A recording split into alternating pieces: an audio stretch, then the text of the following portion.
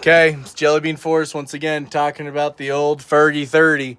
So I just got done replacing the starter.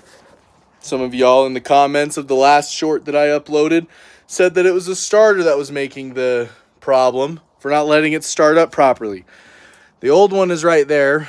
The video on how I actually went about replacing the starter is going to be uploaded here shortly. But here's the problem, my friends. Listen to this, okay? Just listen. All right? Just sit here and listen with me, okay? When I go in here and I push this down, listen, it still does the same thing.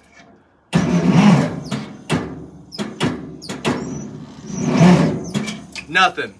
I need help. Why is this not happening the right way? I need answers. It won't turn over all the way. Please help.